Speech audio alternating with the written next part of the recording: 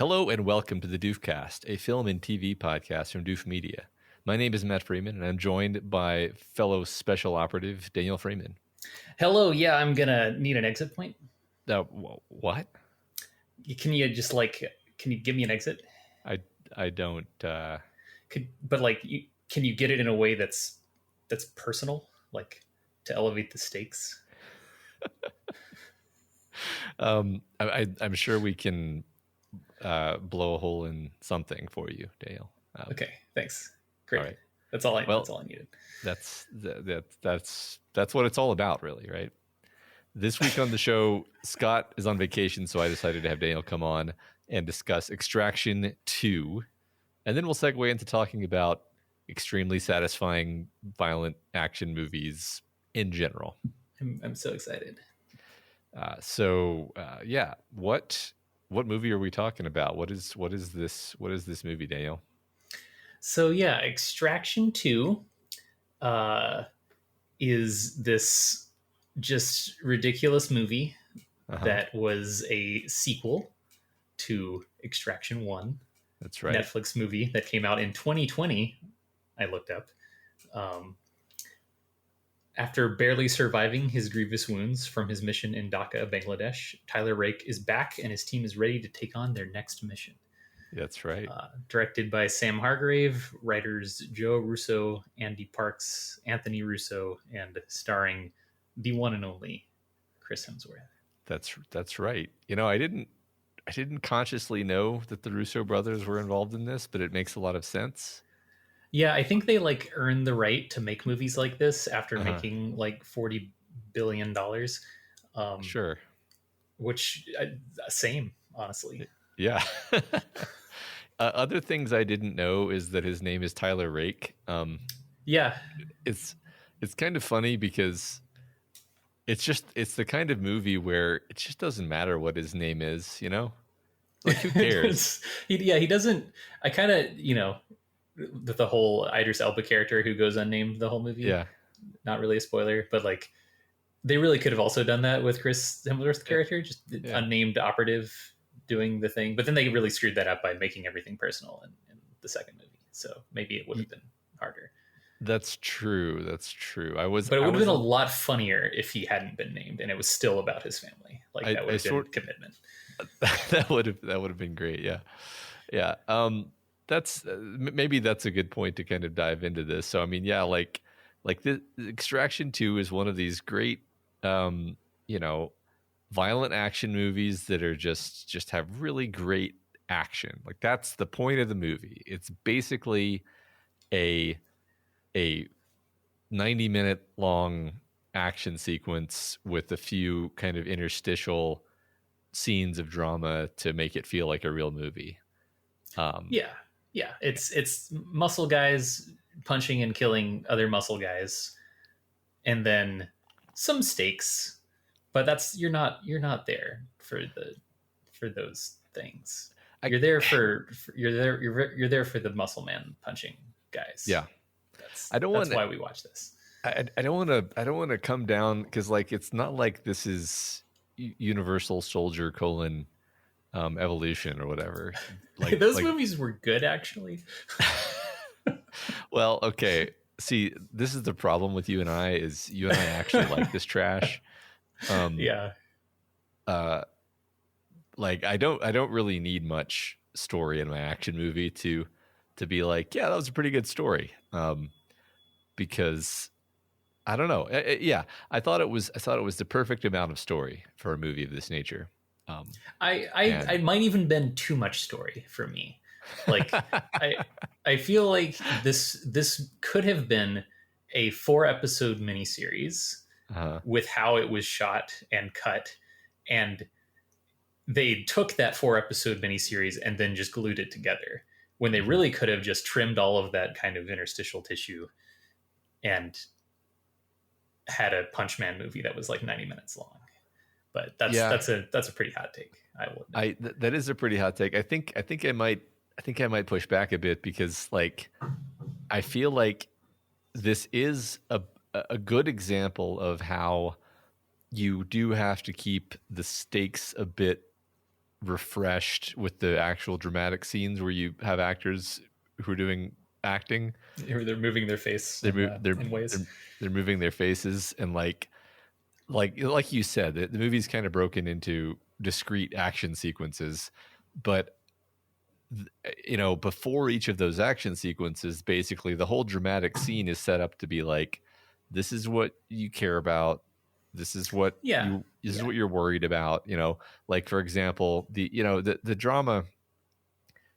This is not really a plotty movie, so I think it's okay to go into spoilers at this point. And if people, it doesn't matter. If people don't want to see spoilers, I'm like, I don't think it's going to hurt your enjoyment to hear some spoilers. I think it's a fun movie. I think you should check it out if you like violent action movies. It's got really great sequences. We'll talk about the sequences in detail later, but I was just going to say, spoilers wise, like, it was refreshing to sort of care about something other than, are they going to kill man?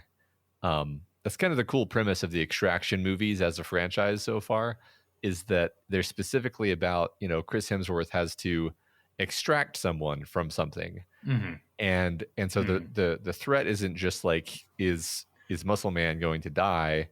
It's not even is Muscle Man going to kill specific bad man? Yeah. Is Muscle Man going to save delicate thing? Yes. And that's a whole thing. Yes. And it really, it's a rich thing. I think the first movie does a good job with making you actually care about the kid who he's trying to rescue in that movie. I think it does a good job in making you care about the family he's trying to rescue, in particular the son. And it's a bit more nuanced, where it's like the son, he's not just this delicate flower. It's like, he doesn't just have to be saved physically. He kind of has to be saved morally. Or spiritually or whatever. Yeah. And I thought that was all fine. That all worked great. It's not why we watched the movie, obviously. We watched the movie to watch a man on a train use a 50 caliber machine gun to take down several helicopters. That's why I watched the movie. Yeah, it makes it mean so much more when he succeeds. Yeah. Can we pause to talk about the 21-minute action sequence that is shot like a continuous take, culminating in Muscle Man using a 50 caliber machine gun to take down a helicopter? Yes. I mean, look, we've been pretending to have standards and to be like critics here so far. Let's just drop pretense and say, let's just talk about how awesome it was and how great the action sequences were. And like, I don't even know how they filmed some of this stuff, because like genuinely, like, it's one thing to say, okay, they've got lots of cameramen and they're probably hiding some cuts that are happening as he's moving around the prison and trying to get out of the prison. But then we move into the sequence where they're driving in cars. Yeah. And the camera's like jetting like around in between cars and going around, and it's like, wait a second, these are cars that are driving and there's like motorcycles. Like, how is this camera doing this? Is this is this all CGI? I think we've gotten so good at CGI that maybe it all is just CGI now. I think it may have been mostly CGI. Like, I think the part when he's on the train, probably Chris Hemsworth crawling up some ladders in a giant green screen room. Yeah. There's probably no train, right? Yeah. There's obviously no helicopters. You wouldn't use helicopters for this anymore at this point in history. Because it would just be incredibly dangerous to do any of the things that they were doing. No, it was just, and I guess my bafflement and my brain is almost insisting, like, well, it can't have been CGI. And it's like, well, that just kind of tells you how good it was and how convincing. Yeah, it was just really, really well executed. And I think this is a lot of times the like continuous shot is like a gimmick thing, that things are sort of like, oh, did you see the continuous? But like, I feel like you're brought along the whole way. There's none of the kind of nonsense that happens and is irritating in a lot of action movies, where the over aggressive slow mo, the like too many cuts too quickly, so you can't see what's going on. The playing exactly the same thing over and over, rewound to like emphasize. There's none of that. It's just like you're there and you're just watching this guy kill people for 20 minutes straight. Yeah. And it's more video game like, maybe, which is usually a criticism, but I think actually it's more video game like in the sense of like you feel there and a participant in the crazy thing that is happening right now on the screen, which was usually not done that well. I totally agree that you feel there. And I think part of it is like the fact that the cameraman has to be occupying space and moving around through this scene makes you feel like you're actually moving around through the scene. Whereas, like you said, when you're cutting a bunch or choosing a bunch of convenient specific angles, then it's like, you're just this floating disembodied presence that has no volume. You're not actually there. It's just a sequence of images. But I totally, I don't think I put my finger on it until you said that, but it's like, the one continuous take thing, it's not so much just the gimmick of like, oh, look how hard this was. It's like, no, it really makes you feel like you're jostling around with the characters as they're fighting and struggling and you're there, you're physically situated in the scene in a way that is pretty unusual for action. You have this sense of temporality where like that was the extraction. You saw it. That was the whole thing. There was not a moment of it that was like unclear or like, oh, that guy came out of nowhere. What happened in that cut? It's like, no, he went in there. He shot a bunch of people. He ran out of bullets. He switched guns. He kept shooting people. Then there was like a prison riot and he had to switch to hand, and it was incredibly chaotic and nuts and great. Yeah. And it was just so good. Yeah. That's so one thing I wanted to say about that is, I feel like doing the moderate amount of martial arts that you and I have done has hampered my ability to enjoy action movies, actually. Because I used to sort of uncritically enjoy some kind of martial arts movies when I was like a teenager that I just can't enjoy anymore in the same way. And it's because I'm just conscious of the fact that it's fake. Like it just looks fake to me because it is fake. It's obviously fake. It is fake and it looks fake. And it really brings joy to my heart when Chris Hemsworth picks up a dumbbell and smashes it into a guy's face. And it really looks like a man just got his face smashed with the dumbbell. Like it doesn't look fake. And that can be said about probably 95% of the action in this movie, where it looks like he just punched that guy. It looks like he just kicked that guy or threw that guy, and the guy slammed into something really hard in a way that would actually hurt. Yeah, like the whole him killing the I guess brother-in-law character in the prison is just like, it's brutal. Like every act of violence has violent consequence, which is so rare in these movies because it immediately gets the R rating if you like actually show someone's face get caved in. But at the same time, it's like, no, like fights are not just these like dance exchange of punches, although that's a whole other style of thing that can be executed well. It's like usually it's not, it just looks silly, and if you're going to commit to the bit of like violence having consequence, then you gotta go the whole way, and they did it. Yeah, right. The skill level required to make the dance fighting look really great is very high, and when they pull it off, it looks really cool, and I love it. But then there's a big, horrible gray area of inadequate skill attempting to make things look cool and failing. And this movie is firmly on the other side of that chasm, where it's making it look brutal and horrible, and making you go, oh, when a guy pulls out some piece of like construction equipment and smashes Chris Hemsworth's hand with it. Like you said, the fight in the I guess they're like steam tunnels with the brother-in-law is great. The fight at the end with the main bad guy is extremely great. And then there's even some of the gimmick sequences I really, really enjoy, because they reminded me of like the kinds of stuff that we liked when we were younger.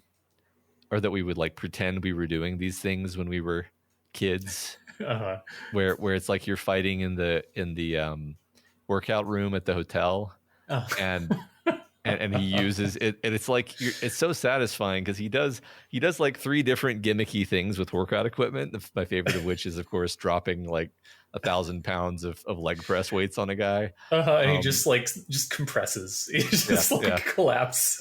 I love the little scream that he makes before it happens.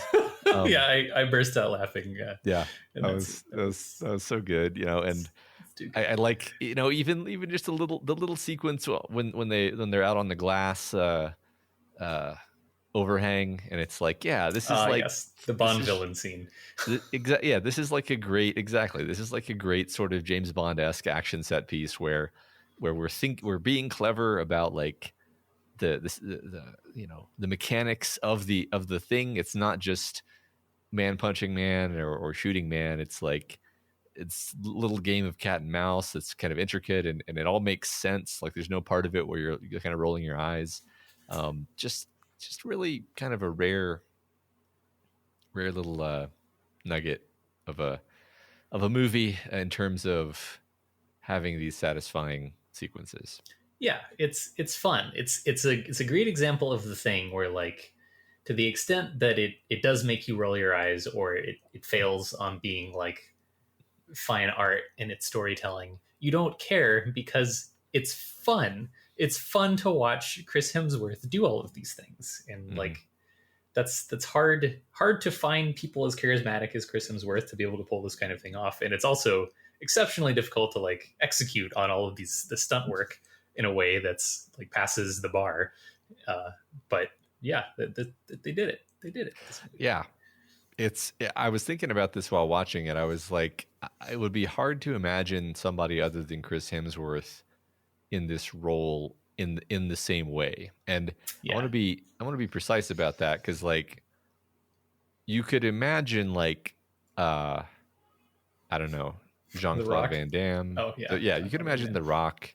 You could even imagine like a young Tom Cruise. And what I mean by that is like you can do a movie like this and just suspend your disbelief and just say like, oh, this guy's just such a badass. He's just such a badass that he can do this. But Chris Hemsworth has just like the physicality where he just is this giant specimen of a man, where when he like, kicks somebody in like the side of the knee and they just like pinwheel through the air, you're like, that's what would happen to me if Chris Hemsworth kicked me in the leg like that. And he also kind of has the right kind of reality distortion field, which I'll qualify, where like the Rock version of this movie it's still fun to watch, but you take it much less seriously because The Rock is kind of a cartoon of a human. The Jean-Claude Van Damme version of this movie you don't take seriously at all because he's just a ridiculous guy, and the action would be entirely different, like tone. So Tom Cruise might be able to pull this off, but he's also just kind of has like too much Tom Cruise. Like he has the right kind of emotional energy that you would buy the emotional scenes, but he doesn't really have the physicality. So it's like you miss out on the being a hulking muscle guy. It would just feel very different. It would feel like it would. I think it would even be good. It just wouldn't be the same. Yeah, exactly. Like maybe oh my god, Drax guy. The heck is his name? Dave Bautista. Dave Bautista. Dave Bautista is maybe the only other person that could like make in a similar ballpark of performance, but like still, even it's like not quite the same. Yeah, I think Chris Hemsworth's a better actor, actually. Like I think there's been plenty of commentary on this, but like the idea that we had, the 80s, early 90s, I guess, were this period of having these giant steroid actors be the action heroes, and prior to that, it had been like very normal looking guys being the action heroes, and then like the pendulum kind of swung the other way, and we had, again, like Tom Cruise is a good example where he's like a fit guy, but he's not a giant guy. And then it like swung kind of again to the point where now we have like the Marvel thing where all of the, all the leads are totally yoked. And then you get to the point where Kumail Nanjiani feels the need to take testosterone to have a comedy role. And it's just kind of normalized. And it's like,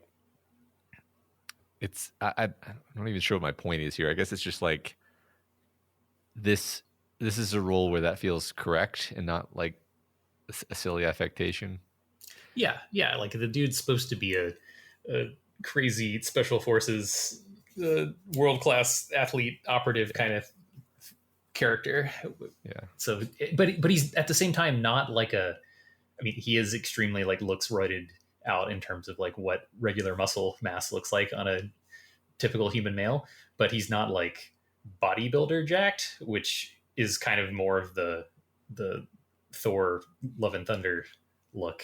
So he definitely like has lost muscle from then to now, and is not going for just like gigantic basketball bicep arms. That's true. Yes, he's looking very, very thin and lean, and he looks really pathetic in this movie. Yeah. Sorry, Chris. Yeah. No. Yeah. It's funny. I keep mentally going back to what you said about the movie having too much story, and I'm like, I kind of agree. God, because I don't think I'm really serious, because it's like I don't want them to take the story out. It's just it felt a little long on the whole. Yeah. It was 2.5 hours, and like probably 45 minutes of that was not guys punching each other. Which they spent like 20 minutes in the beginning with him having a rehabilitation montage. Right. Could have been like you could have just been dropped like immediately into the extraction. Because of course he's better. Of course he's gonna get better. We already knew that from the like post-credit scene or whatever in Extraction 1. Right. Cool. He's extracted. And then, throwaway line, didn't you know that this is my brother-in-law or something? Or I don't whatever the family relation is. And then boom, it's personal. And then like somewhere in there, you don't have to ever see the wife character, because I feel like that was we already did all that in the first one. I don't know. Like, I could cut this movie completely, getting rid of all that stuff, and it would still be a great movie. I agree. I felt nothing when we saw the wife character, and really, I was like, they had a lot of emotional beats that were about his grief about his son, and I was like, look, I get it, but like this was the heart of the first movie. The dramatic arc of the first movie was he regrets that he wasn't there for his son, but then he saves this other kid, and that's kind of his redemption. And we're kind of done with that dramatically. I get that, like, realistically speaking, he's not going to just be like, and now I am okay with the death of my son. But movie drama wise, I was like, we're still doing this. We're still talking about the son. I thought we finished that. No, it has to have to completely resolve all of his guilt there. That's what this movie is about. Yeah, I guess so. I was hoping that the movie would end with him being shot 5 times and appearing to die, and then hinting that he wasn't dead, and then the next movie is just the same thing, and that's how the whole franchise is falling off a bridge into the water. Which I would kind of like that as a gimmick, because then whatever movie the last Extraction movie ends up being, it's just like, I guess he died that time. Okay. Guess he didn't come back. Oh well, it was bound to happen. It's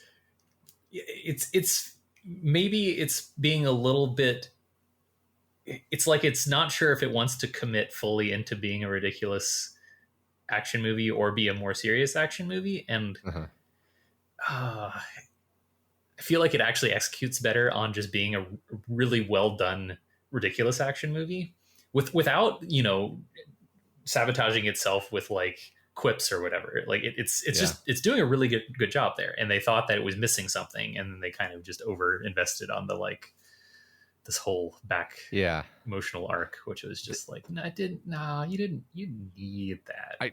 I think I can perfectly articulate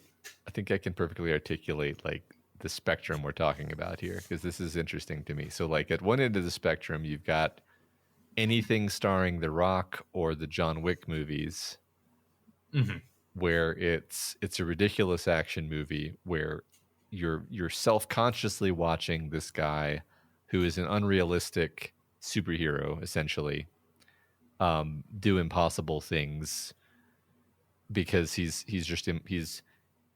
not really a human. John Wick is not really a human. James Bond is not really a human. Yeah. Dwayne Johnson is not really a human. Yeah. And those are usually more over the top in terms of the action.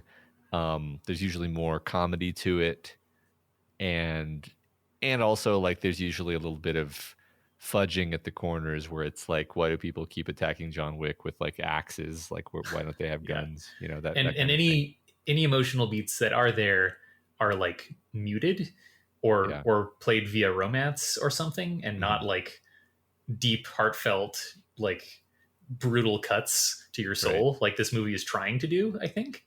Yeah. And then I think the other end of the spectrum, I don't actually have a ton of examples of this one, but like the Jason Bourne movies would be one where they just have this dour tone, or like even Black Hawk Down, even almost like not quite. It's not like a single person, but it's like almost tactical, real action with sure some like serious drama. So yeah. I mean, that's definitely a thing as well. I would almost, maybe we need a 3-dimensional spectrum because like military true military historic things are meant to have this gravitas to them and this like this really happened, man, kind of energy to them. Like the Bourne movies are also ridiculous. I was more mentioning the Bourne movies because they're ridiculous, except they have this very serious tone. There's like nothing funny ever happens in them. They're like gray washed color palette, miserable. They always have like a basically downer ending. Oh my god, it's Jason Bourne. Yeah. Like Jason Bourne is kind of a superhero, but he's like constantly getting stabbed and weeping, and it's not a happy guy. Yeah, doesn't live. You don't really want to be Jason Bourne. No, yeah, that's a good point. I mean, there's like a crap load of action movies, obviously, and they're kind of. I don't want to be reductive and say like there are two kinds of action movies. Like that's just not true. It's a giant space of things. But definitely, it's interesting to kind of try to talk about this movie in context of other movies, because I agree that it's going in the more serious direction. You know, while he's doing kind of unrealistically awesome things, it's none of them are like physically impossible. It's just like it's, you know, at the edge of what a very strong and coordinated man could probably do if he were like perfectly lucky every single time anything happened. It's sort of it's trying to split the middle a little bit in how much of a sort of an action hero character he is, while at the same time being serious, capital S serious, and that's maybe the tension you're getting at here. Yeah. I mean, as we're talking about this, I'm thinking about the things that maybe did err on the more silly side of the axis, where you've got like anytime they need to like breach a door or whatever, like they'll just like casually slap something onto the surface and then just like turn slightly in the other direction. Yeah. And then there's this like enormous explosion which blows like a 6 foot tall and wide hole through steel. Yeah. And then they just like, it's just like that had no effect. It wasn't even loud to them apparently. My favorite one is they do this and he like grabs whoever and like turns and like crouches, and then the door explodes and knocks someone else completely over, and then they immediately go through the door. It's like a very incredibly directional and targeted door charge. I love it. The movie loves extremely good shape charges. Yeah. Well, it's the future. They probably exist. Hannah is another good movie on the serious side of this. Yes. I keep mentally also going back to the scene with where they're on the train, just because I don't know exactly why. It just felt very. It kind of made me sit up and be like, "Ooh, this is a cool thing. I haven't quite seen this before." It was like I don't know why. I was like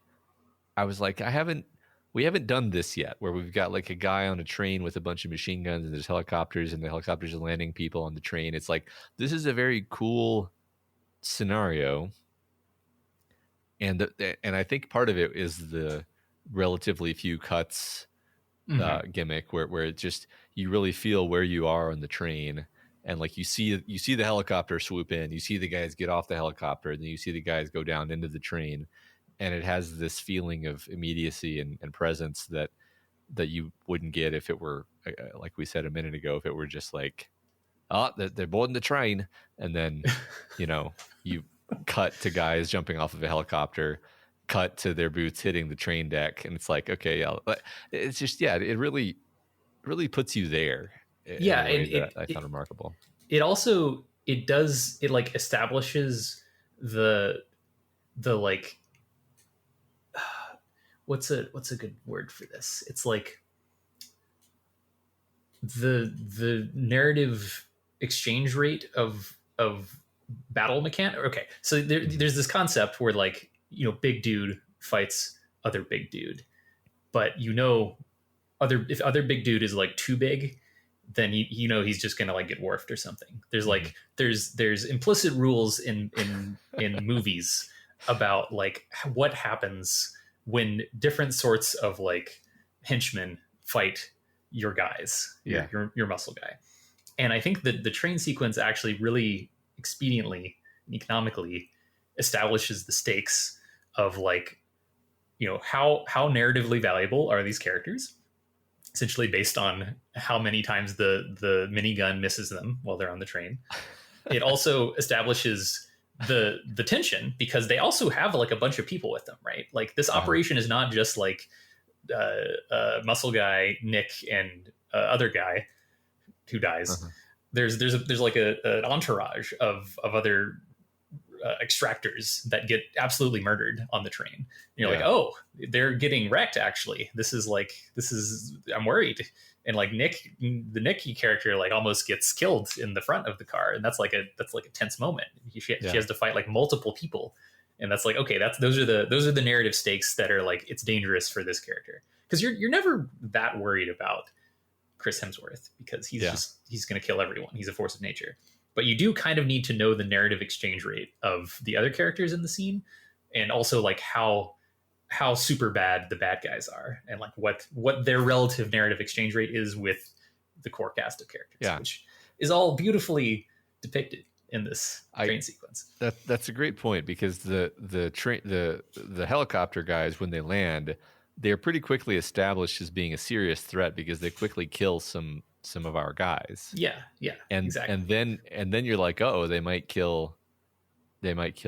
I agree with you. You never worry that they're going to kill Chris Hemsworth, but you worry that they're going to kill his dear friend, and that they actually could, because you're like, oh no, we're setting up toward, like, we've seen that they're serious. This could be very bad. And actually, I think that's a kind of clever thing the movie does, is it's like, all right, we get that that Chris Hemsworth's not going to die because it's the second movie, and like you're not stupid.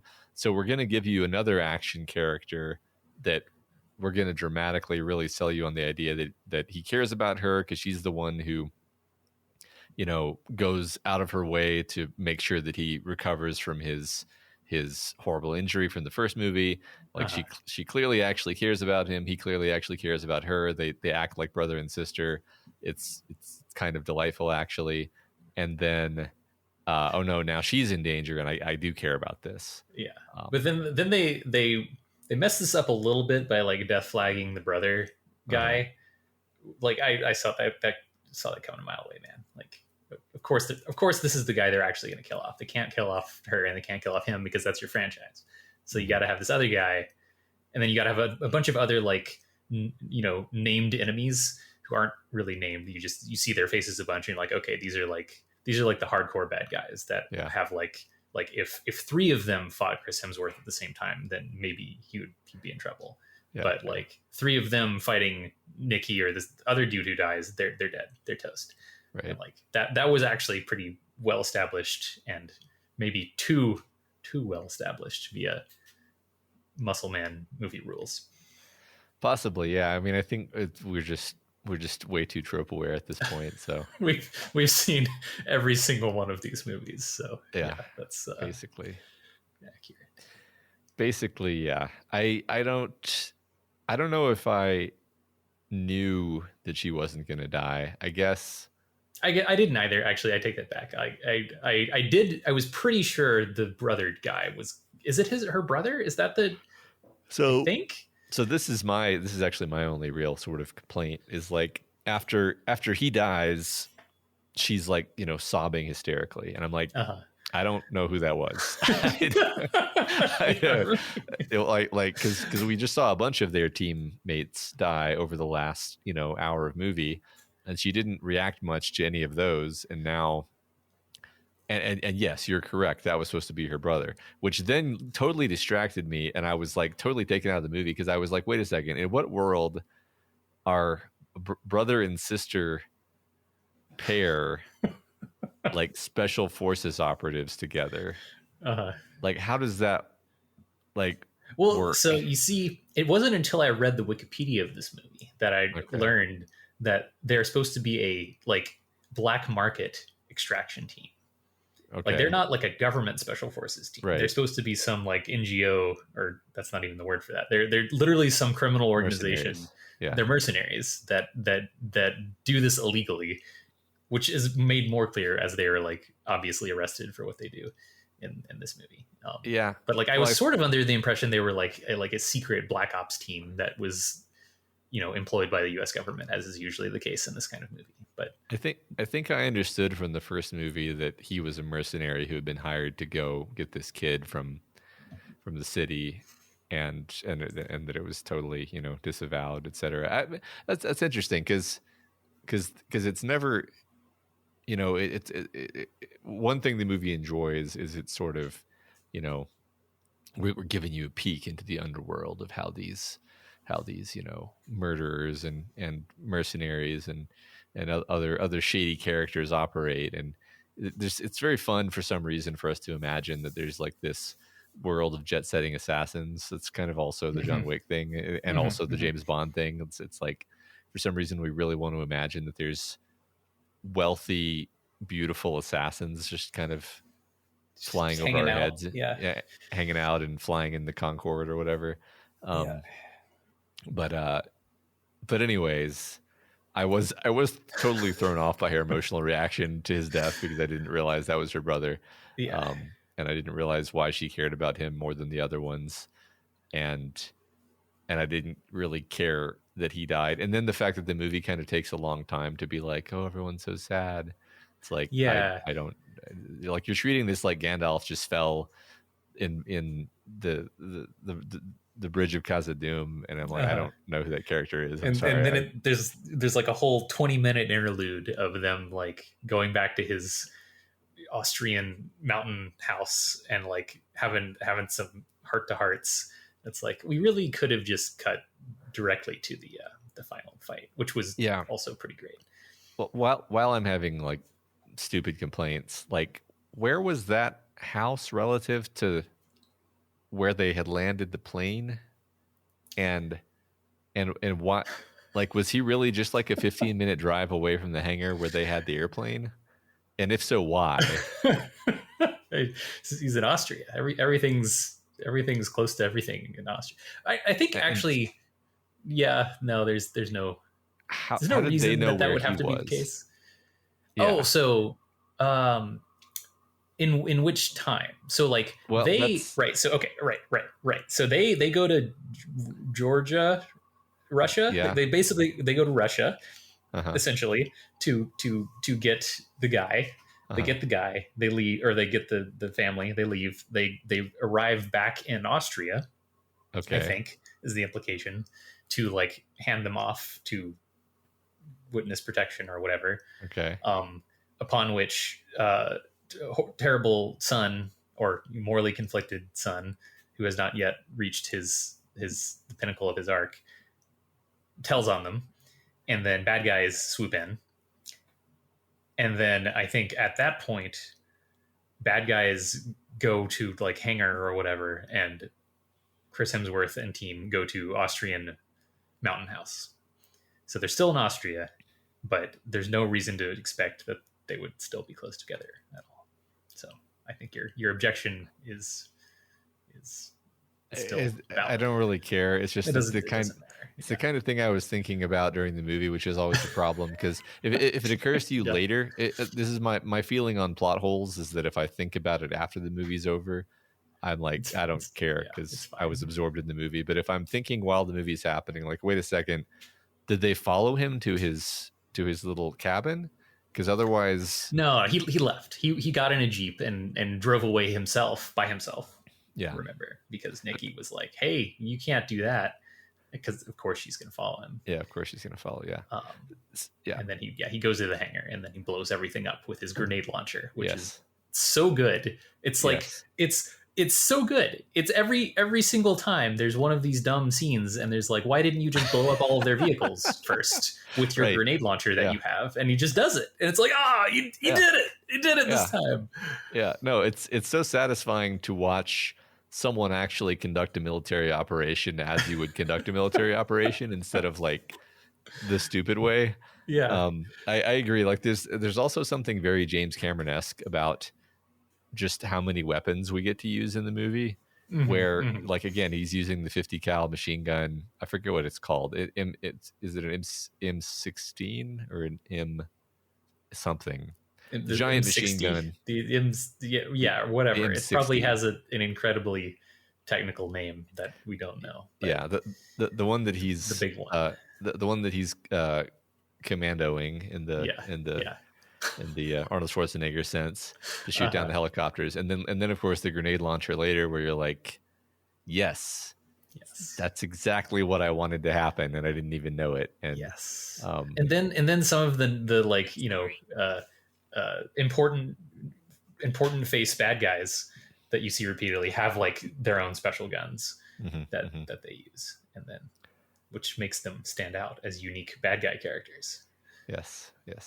And some of the bad guys even wear armor, which matters. Like that. Yeah, that's one kind of thing the movie leans on quite a bit, is that all the characters have body armor, and so Chris Hemsworth will like shoot them like 3 times, and it won't even really slow them down. And it's like, they're wearing like thick, heavy, obvious armor over their torso.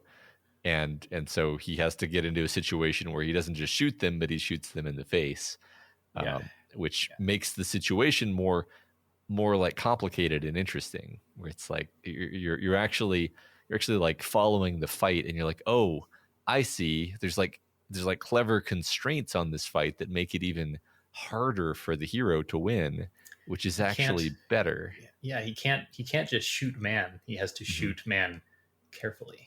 Yes. Or use a treadmill to kill man. I hate that was spoiled in a trailer. I saw that scene in a trailer. God, it would have been so good if I hadn't seen that until the movie. That was delightful. It made such a nice crunch too. Yeah, I didn't see the trailer. So what's funny is like I saw that trailer, and at no time after seeing that trailer was I like, why are they fighting in a workout room? Not even till this moment did I even ask that question, which is actually a great defense of this movie. Yeah, well, and because also, it's awesome. It's the answer. Yeah, well, and it's like, it's in a hotel, and they're fighting near the top of the hotel, which is probably a place you would have a workout room. Maybe whatever. I don't know. Whatever. Right. Yeah.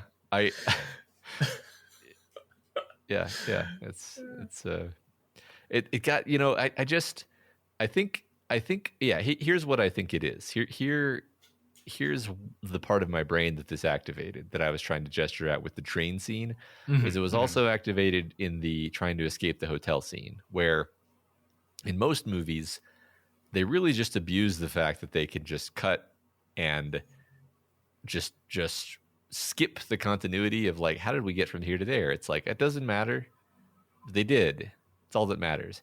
And it's like, but this is a movie where it actually puts you into a problem solving framework that reminds me of being a kid and playing Nerf guns or airsoft, or we only did a very small amount of paintball as far as I can recall. But the kind of thing where you're like, I am in a situation and I have to get over there, and there's people with guns between me and there, and I need to figure out how I can either flank them and shoot them or get past them and not let them shoot me.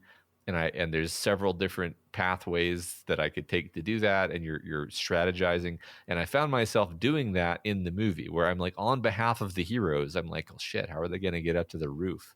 Because the guys are already up there. So they're going to have to sneak. So like, you can't just use the elevator because, and it's like, it's sometimes people call an action movie, turn your brain off. And it's like, I found that my brain was actually more engaged because the movie was taking the actual mechanics of the action seriously enough that I was like, okay, well, if you're taking the action seriously, then shit, I'm going to take the action seriously. Like, how are you going to do this? And then I would be satisfied with the answer to the question that they portrayed. It's like, I think the John Wick franchise satirizes this thing with the scene where they're shooting each other walking in the subway, where like it's like there's a type of action movie where it's just on rails, people shooting at each other, and there's like it is mindless in the sense that it doesn't really matter how or where or what is being shot at or at whom. It's just like the good guy with muscle goes straight, shooting gun, and arrives at the other end of the warehouse, and it's like, yes, he killed all the bad guys. That was what that scene was about. Was him walking through the warehouse with machine gun and killing all the bad guys scene. Whereas this movie does take the time to be like, no, it is actually an interesting problem for how Muscle Man is going to get through the warehouse to kill all the bad guys, and each bad guy he kills will be killed in an actually pretty rad way that's unique and pretty cool to watch, actually. Yeah.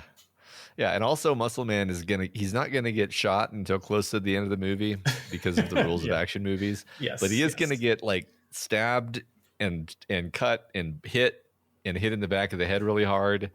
Oh yeah, that was good. He got shot in the hand actually, which I don't remember if that injury actually had consequences or not, but whatever. So he had like armor on his hand, which isn't really going to help that much. Honestly, I thought the bullet just kind of went through his hand. I thought he was patching. I thought it hit. It basically. I don't think he would be able to use his hand if that were the case. And this movie is like slightly good about paying attention to injuries. Maybe. Yeah. I don't know. I think it's like it kind of meets you halfway, where it's like. Yeah. It's more the idea that we're actually going to keep track of injuries makes things more fun. Mm-hmm. Except the fact is, any stab wound anywhere on your body is going to be pretty debilitating. Yeah, okay, but so they have their exchange rates for wounds in the movie is, I guess, the point. And like, it seemed to be the case that his hand injury was consistent with a hand getting shot with body armor type wound, rather than you literally just got shot with a hole through your hand type wound. Yeah. Well, I do think later in the movie when he's fighting the main boss, like the guy like intentionally hurts his hand as a way of like I feel like that happens. I don't. Yes, that definitely happens. Yeah. Yeah. And he actually experiences pain due to it, which is, refreshing. Yes. Yeah. That's great. It's good. It's a good. I like the first movie. I don't remember how much we talked about the first movie. I don't think we did an episode on it. Maybe we did like a small sidebar on the first movie at some point. I had somewhat meaning wanted to watch the first one again, but then I ended up having the stomach flu this week and was not able to. But okay. Well, I It's really good. Everyone should watch it. Watch Extraction 1 if you have not seen Extraction 2, and then watch Extraction 2. That's what I think. Yeah, I don't, again, it's been a couple of years since I saw Extraction 1, but I feel like that movie probably works better dramatically, and this movie works better action fully. Yeah, I think I agree. Yeah. Because for all of the clarity of the sequence in this movie, I remember like a bit of muddiness to some of the action in that movie. I don't know. Maybe I'm being unfair. Apparently, no. I did talk about it briefly on episode 89 at the end. I just Googled this, but okay. Yeah, I mean, I think the bad guys in the first movie were not nearly as well put together. There was like one core, like special forces bad guy. Yeah, if I remember correctly, that was like kind of a threat to Chris Hemsworth, but everyone else was essentially not a scary professional criminal operative with body armor and machine guns or auto shotguns of their own. Yes, I definitely remember there being a lot of putties that he just mowed down, and that was kind of fun, satisfying in its own. Yeah, exactly. Just like the sequence in the prison. I think like that's the smart thing the movie does, where there's no monotony to it. Like I like the John Wick movies, and maybe I'm being unfair to them, but I do feel like there are points in those movies where it's like, okay, let me guess, he's going to use a pistol of some kind to kill a bunch of guys, and then it's going to turn into a close quarters gun fu battle, and then maybe like knives or some other hand-to-hand weapon or something, and that's going to happen. Yeah. And in this movie, it was like we were constantly changing the context, where it's like the first extraction, we have basically the thing where he's fighting a bunch of mooks and he has superior weapons, and then his armory is whittled down to the point where it's hand-to-hand, and then we quickly move on to car chase with a lot of fun novelty and like I said earlier, kind of insane stuff the camera's doing that I couldn't quite believe. Mm-hmm. And then before the we've seen a million car chases. Before the car chase can get tedious, we're on a train now, and we do this very interesting thing with a train that I've never seen before. And then basically it's over. Oh, and then we, now it's a vertical, we're in a building and they're attacking us from the bottom and the top. And it's like, I'm not going to go through the whole movie, I promise. But like it's constantly changing the context of the action scenes. So you're like, oh, okay, this isn't what we were just doing. I'm not bored. I'm having to keep up. And it doesn't do the obvious thing. Like, I think the scene where he goes into the room it's the extraction, part of the extraction sequence. He has the family, and he goes into a room with like 40 guys, and he has his gun. He has his big machine gun, and he's like, You're like, how in the world is this going to work at all? And it doesn't. He basically has to, like, at first he's like, get away from me. And then they're like, we're gonna do it. And then he like pulls out his gun and like starts shooting them. And then he just kind of gets swarmed. And it's like, of course, yes, this is the right way to do this. The John Wick version of this, he would have just killed all of them with his pistol, with this pistol that has infinite bullets. Or, maybe there would have been some like hand-to-hand stuff there. But like, it's like refreshing when you're like, oh no. And you're like, oh, this was bad. I correctly predicted that this was bad for the character, and he's actually in a tight spot here. There's stakes. There's tension. Even though he's a force of nature, they managed to make me worried for a second there. Yeah, exactly. It's sometimes things don't just go right, and I like what you said about it not doing the obvious thing. That's one of the ways in which I think it kept me engaged and with like a problem solving attitude toward it, where I'm like trying to. I guess that's interesting, because it's like normally when I'm watching an action movie, it's all so obvious that I'm just like, yep, and then that's gonna happen. Like, I'm not even consciously thinking it. I'm just like, yeah, of course. Well, that's how this sort of scene goes. So we're gonna do that now. And in this one, it was always sort of posing you a problem, and then Chris Hemsworth would have to figure out how to solve it in some fun and satisfying way. And you were kind of there with him, trying to be like, well, how's he going to get out of this jam? Yeah. This looks serious. Yeah. He's in a tight spot. Yeah, that's like that. See, that's good action storytelling. Is putting your character in a tight spot where you genuinely make the audience go, well, how are we going to get out of this? Yeah. And then you do it in a way that's believable, or you know, at least satisfying. Yeah.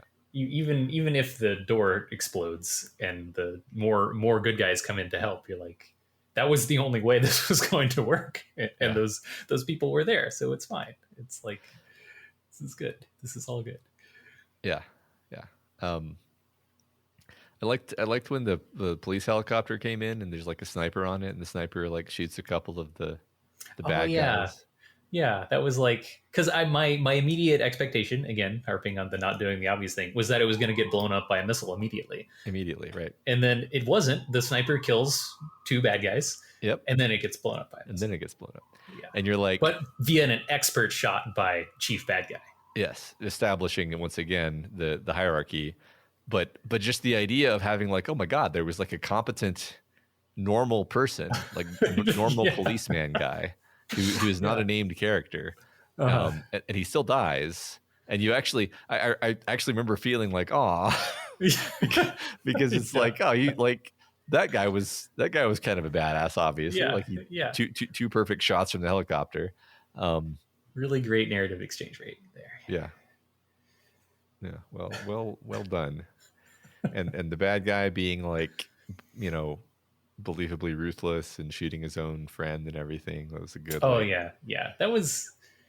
See, they could have dropped all of the Chris Hemsworth drama and kept like all of his personal drama. I liked his kind of, their whole kind of crazy group they had going on there, and how unhinged they were, and even the kind of like cheesy backstory was like, no, this works. This guy is actually really properly and effectively selling a psychotic Georgian mob boss. Yeah, I like that. I mean, I think that's a motif of the franchise at this point, because the first movie was basically, you know, again, sort of a ruthless gangster character who does horrible things and, you know, exploits his underlings and treats them terribly and doesn't value their lives at all. And then you very satisfyingly get to watch his empire get taken down by Chris Hemsworth. That's a very fun kind of movie. It's because, and like the funny thing to me is, it's like he's just like, I just want to get this one person out, and you've made it. You're not going to let me, and so I have to kill everyone who works for you in order, and then you, which they can never just let go. That's why the ending works, because he's like, I will never stop, and Chris Hemsworth just like, oh, okay, you know, immediately shoots him without ceremony. It's great. That was actually the perfect cherry on top. Yeah. A different muscle man would be like, you're under arrest, sir. Yeah. The cops will have you now, that you will serve justice. No, Chris Hemsworth, bullet to the head. Not even a one-liner. Just he doesn't even look. He's just exhausted and just shoots the guy. Yeah. Goodness. What a good movie. It was a good movie. You know, I also wanted to talk about other action movies we've known and loved. I feel like we kind of worked some into that conversation. We kind of I don't actually know if you were joking or if you were fully serious, but earlier you said you wanted to talk about Jet Li's The One, which is not really like this movie at all. It's just like, it's just a good example of just like a crap action movie that we loved as kids. That made us feel things. No, so I think it's a very good foil to this movie, because it is doing a lot of the same things. It's trying to have this like emotional core where it's like, will good guy we should probably explain Jet Li's The One. If you haven't seen Jet Li's The One, Jet Li's The One is about a multiverse of wherein every multiverse is slightly different, and if you go to your multiverse and kill the you that is there, you gain their power.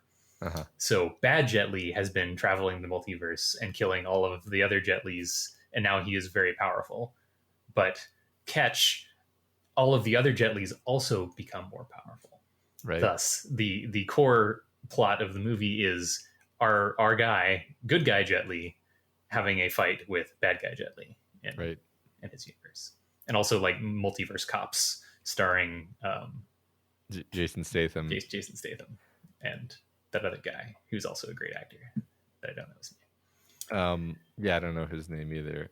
Wait, actually, no. The one is great. I have completely re-remembered everything about that movie, and that is actually a great movie. I'm gonna say it now, even though I haven't seen it in probably 15 years. Great movie. I don't know if that's true, Daniel. I don't. I just don't know. It also has Dean Norris as a cop, which is fun because Dean Norris is a cop in like 7,000 different things, and it's just very fun every time I see him. Hank Schrader, for those who know. Yes. But he's like a cop in several different universes, and he's like it's just very fun. I just love he's a very minor element of the movie. So okay, look, like the Transporter is another movie that I just loved, just absolutely adored that movie when I was roughly the same age as when the one was out. And like I watched parts of the Transporter on the airplane the other day, and I was just like, oh no, oh god, it doesn't hold up. So Jason Statham is not as good of a martial artist as Jet Li. No, not even so close. What the one manages to do is have Jet Li, one of the best like fancy martial arts fighting actors on the planet, fight himself, who is also one of the best martial artists, fancy fighters on the planet by definition. Right. Thus, you get basically the highest imaginable possible quality of fancy fighting in the movie. And it's also like two different styles of kung fu that are like very visually distinct, and it's just really cool to watch that. And they have the emotional core of I don't remember exactly of his wife, and there's cool multiverse sci-fi stuff going on. Yeah. And a lot of Jet Li fights. Yeah. I mean, I know, Daniel. I know. It's just I don't know if it would hold up if you watched it again, and that's fine. You know what? Let's just never watch it again. Yeah, that's true. It has this glow in my mind, and I can't. Yeah. I don't want to take that away. I think the ending shot may have been perfect, though. Oh yeah, I agree. As the camera zooms out, as evil Jet Li climbs a pyramid, fighting an endless number of mooks by implication for the rest of time. Yes. And then it ends. Yes. It was a great final shot. And it also sort of preceded the entire era of like superhero movies. I thought you were going to say multiverse movies. Oh, also multiverse movies? No, that's a good point. Good point. No, you're right. Because I remember, like, the funny thing is, like, I remember it being extremely cool when Jet Li does nothing more, amazing than like kicks a light post, and the metal like bends inward and the light post falls over. Yeah, and as a kid being like, whoa, because he's like, so strong. He has the power of all of the other Jet Lis. Yeah, he's so strong, and he can just break a light post, and it's like, wow, our expectations of what a superhero ought to be able to do were quite low back then. Yeah, I'm now remembering what might be some probably terrible CGI by modern standards. He's like tossing people around and oh yeah, no, I know exactly what you're talking about. Yeah, it looks terrible. I know exactly the scene you're talking about. You shouldn't go look at it. Okay. It's hilarious. It's what the scene with Superman, Man of Steel did successfully later. Except the one thing about the one that one should know is that it's funny. Like it is. Like that I think that's a bit mitigating in terms of all like it being silly and stupid is like it's trying to be funny. It's kind of campy. The idea of Jet Li and the multiverse is played for laughs quite often. That with like the funny contrasts between the different worlds and little insert shots of like, oh, Al Gore is president in this dimension, and like it's having fun with it. It's a fun movie. I don't know if it's a good movie. That's okay. It doesn't matter. Yeah.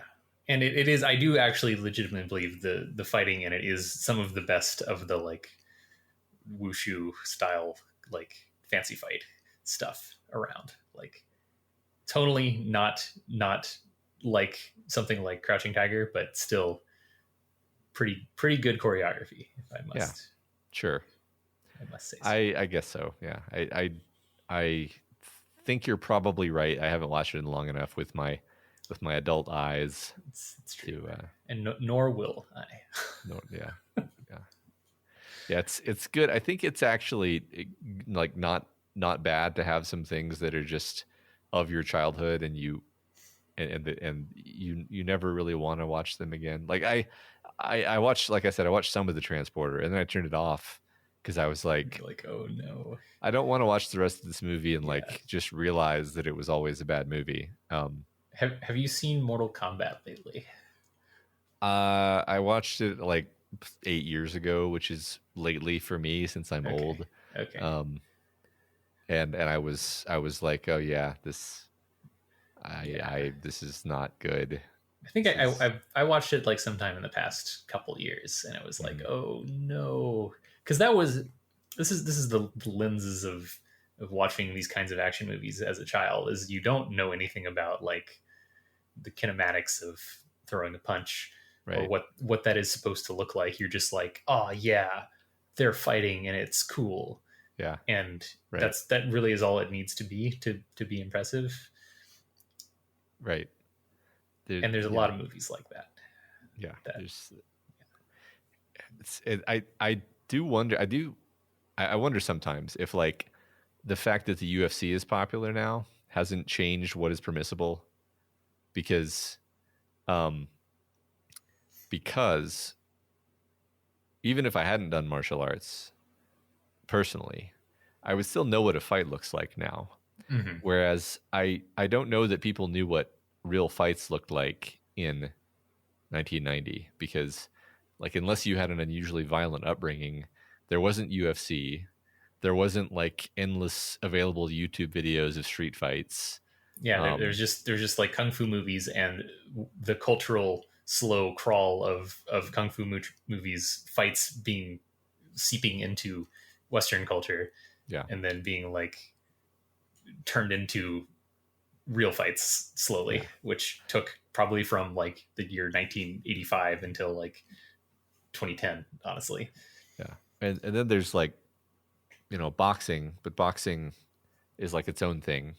In fact, even boxing movies barely even try to make it look like real boxing, because real boxing is like, if you've done real boxing correctly, then you have knocked the person out without anyone, including them, having seen the punch happen, which does not make for good filmmaking.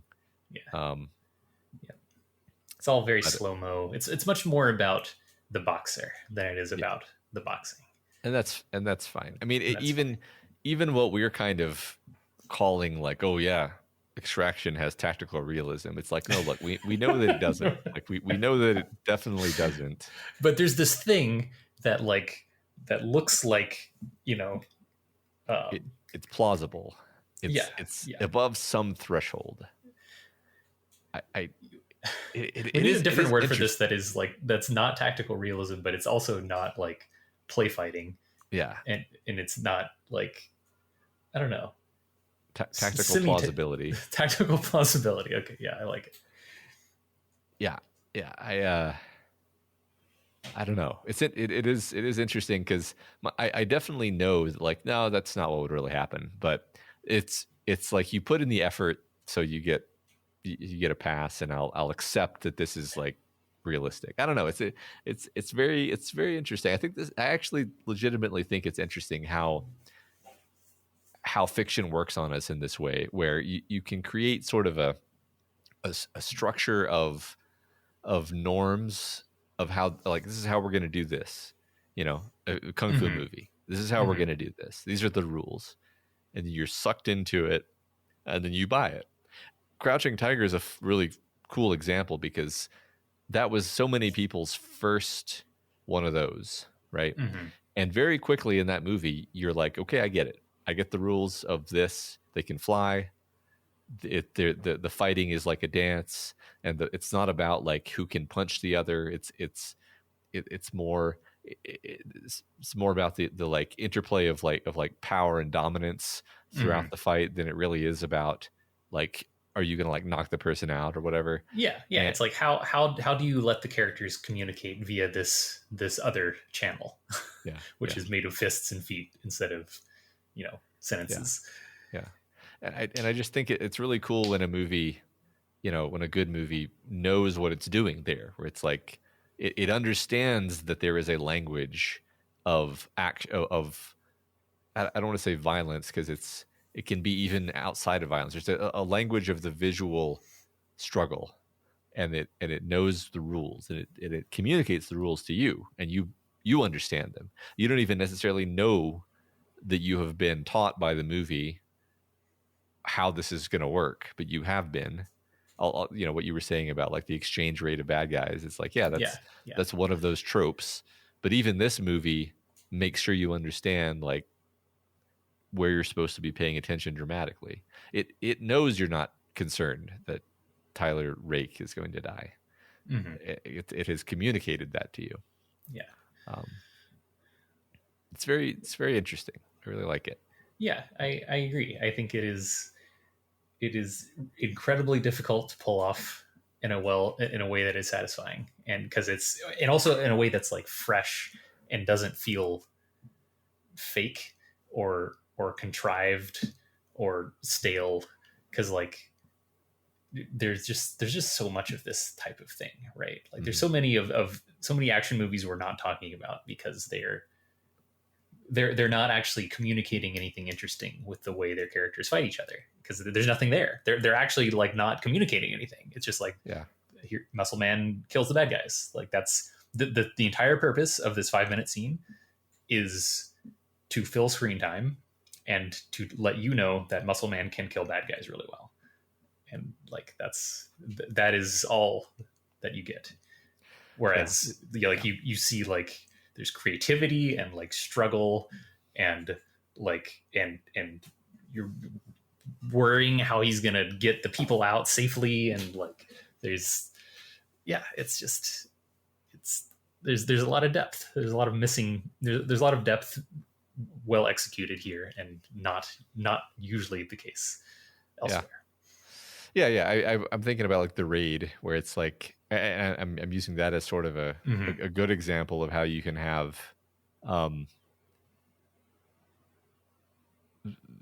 this fun space between like realism in some regards, but absurdity in other regards. And as long as the movie has communicated to you the rules, you'll go along with that. And then like you said, it's more about the drama of the situation, and the action is just a proxy for the drama. It's actually quite rare that movies try to be like strictly realistic with their violence, because usually when they do that, it's like played to some very specific dramatic effect about how dangerous fighting actually is. Because it's like, you know, you can punch somebody in the head and they can die. Right. That's how real fighting works, kids. Like it's not at all like this very elaborate, like almost shape language of fighting that modern cinema has taught us to watch in this way. It's like, it's not fun to actually see actual fighting usually. I literally can't think of an example off the top of my head of like a military movie that tries to really portray military combat. Actually, not that I know what military combat is like, but the point I'm trying to make is like just by selecting what the camera is paying attention to, that's already sweeping aside the fact that in any real sort of unorganized fight, you don't know what you're supposed to be paying attention to because it's chaos. and that doesn't come across like it's almost impossible to do that in like a movie and have that really work. Anyway, that was fun. It was fun to talk about action movies in the abstract. Do you have any other comments about action movies or about Extraction 2? No, just, watch it. It's on Netflix. Really, really great modern example of a just well put together action movie, as you no doubt think that I already think this by this point. Go watch now. You have no excuse. It's on Netflix. This is one of those few movies where I'm like, I wouldn't mind if they just kept making these. I think that'd be pretty cool. Yeah, I do hope they swing slightly back towards the fighting. Yeah. Away from the making it personal, because I don't think it could actually be more personal at this point. And I think that loop has been closed. Now that he's totally and permanently over his son's death, I think we can just segue into this being a franchise where he's just Punch Man, and that's fine. That's what we're doing. Yeah. I agree. All right. Cool. All right. Well, thanks. That's all we had for you guys this week. If you have any opinions on Extraction 2 or on the beauty, the ballet that is action cinema, then please feel free to reach out to us via email at doofmedia@gmail.com or over on Twitter @doofmedia. If you're not already subscribed to this podcast, we encourage you to do so and ensure you never miss an episode. You can find us on iTunes, Stitcher, which I still don't know what that is, YouTube, Google Play, and pretty much anywhere else podcasts can be found. I think it's just one of those apps. Yep. I think it is, and I have never seen an ad for it. Sometimes I just want to throw in random ones that aren't really famous. Yeah, I should just like GPT-4 some more like media aggregator apps and just see if Scott notices next time. Moogler, Flumsor. Yeah. Anyway, if you like what we do here and you want to support us, then please consider becoming a patron of Doof Media. Head on over to patreon.com/doofmedia and just participate in the voting over there. You can influence what movies we talk about on this show. Also, please consider rating and reviewing us on Apple Podcasts. Each review helps us get more exposure and introduces new people to the content we make here. So Scott's back from vacation next week, and we'll be back to our regularly scheduled programming, whatever that happens to be. We'll see you then. See y'all.